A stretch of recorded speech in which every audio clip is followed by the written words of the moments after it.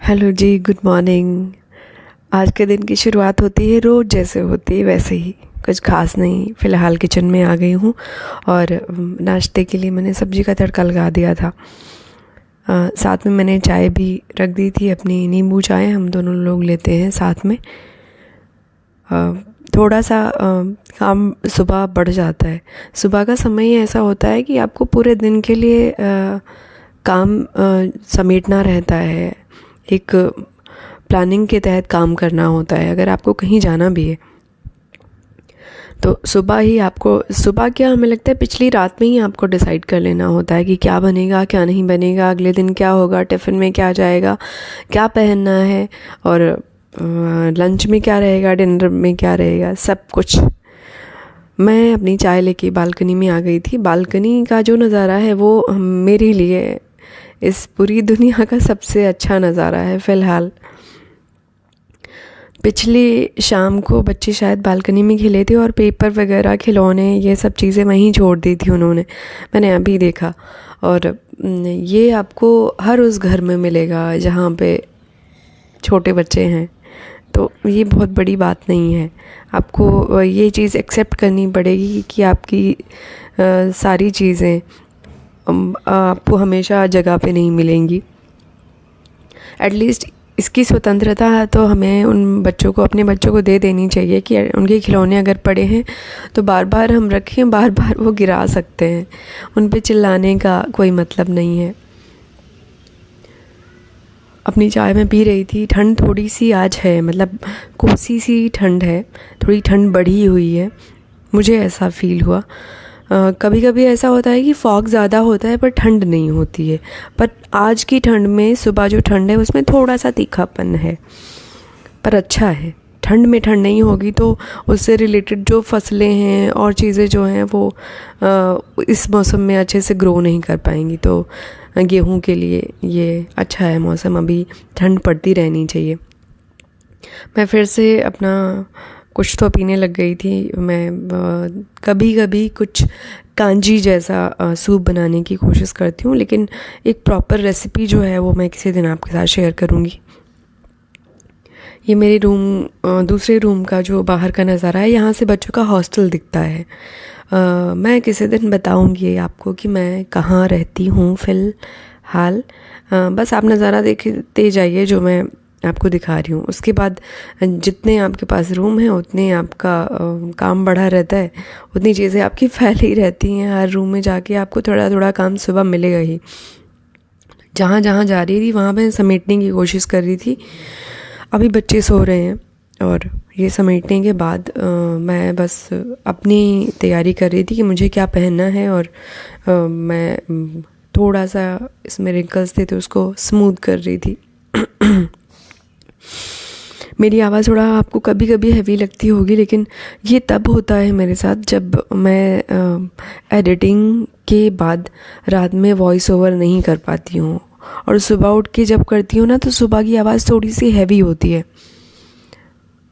Normally मेरी आवाज़ ऐसी नहीं है।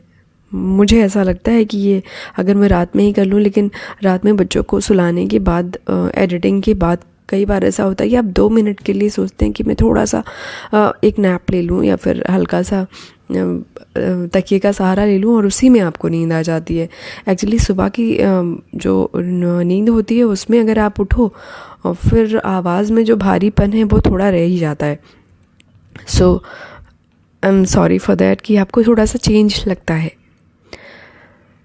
आगे की प्लानिंग ये है कि बच्चे जल्दी से उठ जाएं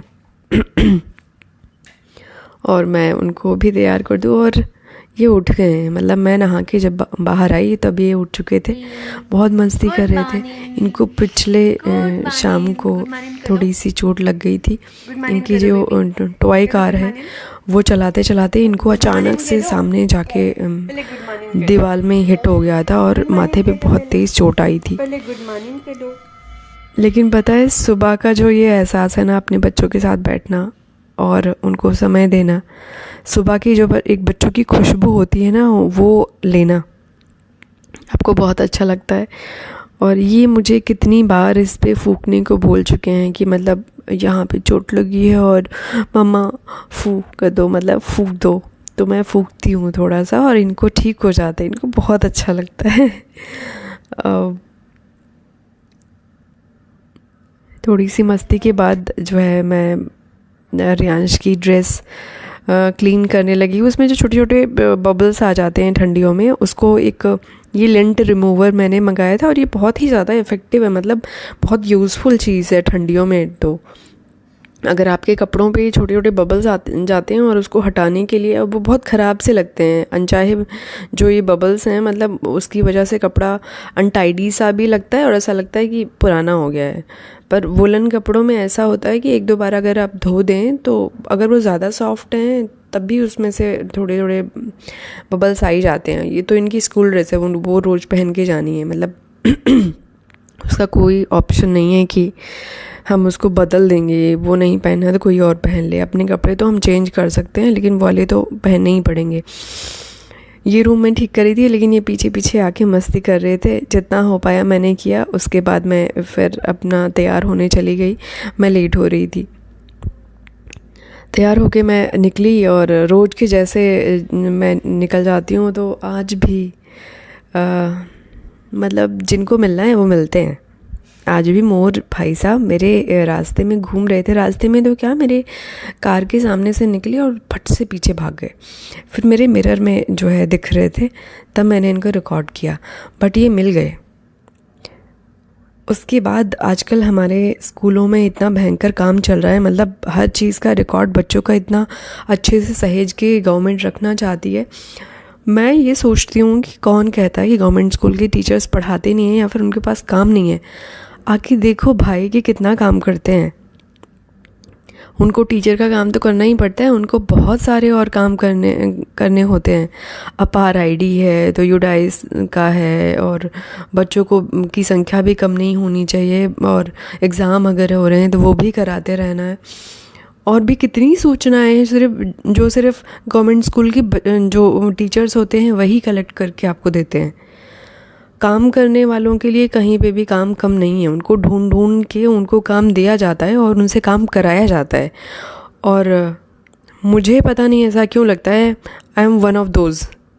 मुझे जो काम मिलता है मुझे भी ये टेंशन रहती है कि अगर मुझे ये काम मिला है तो ये टाइम से हो जाना चाहिए, और इसी चक्कर में मैं लगी रहती हूँ। और ये हमें लग रहा है कि सबका फ़र्ज़ है, अगर आपको पे किया जा रहा है उसके लिए तो आपको उसके लिए ऑनेस्ट रहना चाहिए। You have to do your work. इसमें कोई बुरी बात नहीं है, अगर आपको काम मिला है तो आपको करना पड़ेगा। ये काम थोड़ा लंबा है अपार आईडी वाला, वैसे मैं थोड़ा आउट ऑफ ट्रैक हो गई थी, पर हाँ बात तो सच है। और दूसरी बात ये है कि जो भी काम करना चाहते हैं उनके लिए अच्छी बात है, नहीं करना चाहते हैं उनका भी अपना चल ही जा रहा है। पता नहीं वो कैसे चला लेते हैं और कैसे खुद को उनको सुकून मिल जाता है बिना काम करके। मुझे तो लगता है कि अगर काम करना है तो करना है। तो अपार आईडी का मैं कर रही थी, बहुत सारे बच्चों की ऐसी थी डिटेल्स मिल नहीं रही थी। और यहाँ पे जो पेरेंट्स होते हैं उनको बुलाओ तो उनकी सबसे बड़ी प्रॉब्लम ये होती है कि वो भी कहीं ऑफिस मान लो नहीं भी जा रहे हैं तो सुबह सुबह वो खेत निकल जाते हैं, और आजकल स्कूल का टाइम लेट है।